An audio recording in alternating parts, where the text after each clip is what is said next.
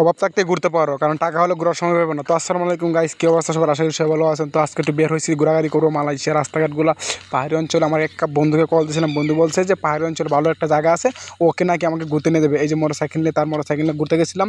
আসলে পাহাড়ি রাস্তাগুলো, উসান আসা রাস্তা তো দেখতে অসাধারণ, রাস্তাঘাটগুলো দেখতে ভালো লাগে। পাহাড়ি অঞ্চলে আমাদের যে সাজেক আছে না, সাজেকের মধ্যে দেখতে সেই লাগে। এই যে দেখতে পাচ্ছেন পাহাড়ি অঞ্চলে পাত্রের পাহাড় তো অসাধারণ লাগে দেখতে।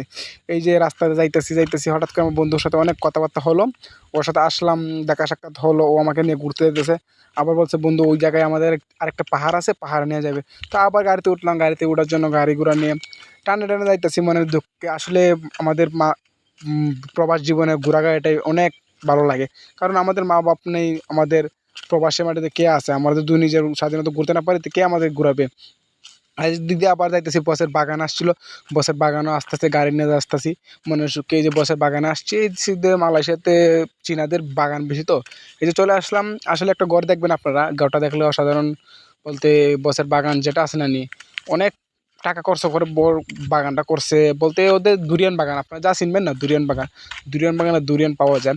এই যে গড়টা দেখতে পাচ্ছেন, এই গড়টা 40 লাখ টাকা খরচ করে বাংলায় গড়টা করছে, মানে প্রতি বছরে একদিন উৎসাহ করার জন্য। তাদের মালয়েশিয়াতে যারা আছে আমরা তারা জানি যে চীনাদের যে চিনাহারি আছে বুঝছেন। এই যে দেখছেন পাহাড়ের উপরে, আসলে পাহাড়ের উপরে এত সুন্দর একটা গড় দেখলে দেখবেন যে আসলে এটা কী করে পাহাড়। আসলে আমাদের যে সাজেক আছে না, সাজেকের মতো দেখতে সেই রকম একটা গড় করছে কি, দেখবেন অসাধারণ লাগে। আসলে যে অনেকে অনেক ধরনের ভিডিও করে, আমিও তো এরকম ভিডিও করলাম পাহাড়ি অঞ্চলে। সবাই ধন্যবাদ।